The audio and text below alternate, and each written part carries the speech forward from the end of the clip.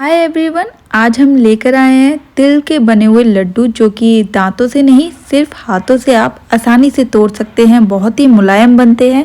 एक बार अगर आपने इस ट्रिक से ये लड्डू बना लिए तो आप बार बार बनाकर खा सकते हैं और बहुत ही सॉफ्ट होते हैं। जैसे कि आप इस वीडियो में देख सकते हैं कि बहुत ही सॉफ्ट है, हाथों से तोड़ सकते हैं। सबसे पहले आपको कढ़ाई में 1 कटोरी मूंगफली लेनी है। इसको इस तरह से भून लेना है। इसमें हमने कोई भी घी या तेल का यूज़ नहीं किया है, बस सारी मूंगफलियों को भूनने के बाद बाहर निकाल लेना है। इसी कढ़ाई में हम डालेंगे तिल।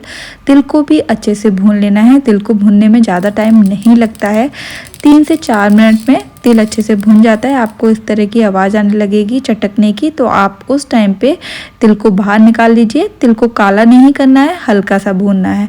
अब मूंगफली के ऊपर जो छिलके होते हैं उनको हाथों से मसल के इस तरह से बाहर निकाल देना है। और अब हम तैयार करेंगे अपने तिल के बने हुए लड्डू। तो सबसे पहले आपको मूंगफली और तिल को एक मिक्सी के जार में डालकर पीस लेना है। एकदम फाइन पाउडर आपको नहीं बनाना है, थोड़ा सा दरदरा इसको रखना है। तो आप देख ही सकते हैं मैंने इसको पीस लिया है और इस तरह से एक दरदरा सा पाउडर बनकर तैयार हो चुका है। तो इस तरह का पाउडर आपको बनाना है, एक बड़े बर्तन में आपको निकाल लेना है। ये तिल के लड्डू बहुत ही अच्छे बनते हैं, ज़रूर इसको ट्राई कीजिए। अब एक पैन में डालेंगे गुड़। ये सॉफ्ट वाला गुड़ है, इसको पैन में डालकर पिघला लेना है।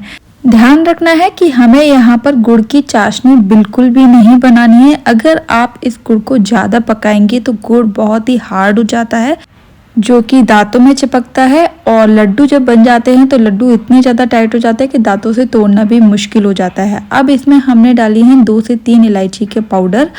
और अब आप देख सकते हैं सारा गुड़ पिघल चुका है अच्छे से। इसको ना ही कैरामलाइज करना है और ना ही इसकी चाशनी बनानी है। अब जो मिक्सचर हमने तैयार करके रखा था वो हम इसमें पूरा डाल देंगे। हमने गुड़ का कम यूज़ किया है। आप अगर ज़्यादा गुड़ खाना पसंद करते हैं तो मिक्सचर को सिर्फ आधा ही डालिए और आधा मिक्सचर बाद में आप यूज़ कर सकते हैं सेम लड्डू बनाकर।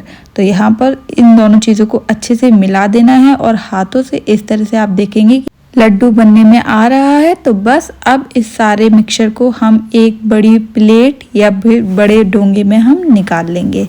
तो यहाँ हमारा मिक्सचर पूरी तरह से तैयार है। ये मिक्सचर बहुत ही गर्म होता है, इसलिए आपको ध्यान रखना है कि आपको जब लड्डू बनाते समय क्या चीज़ हाथों में लगानी है वो भी मैं आपको बता देती हूँ।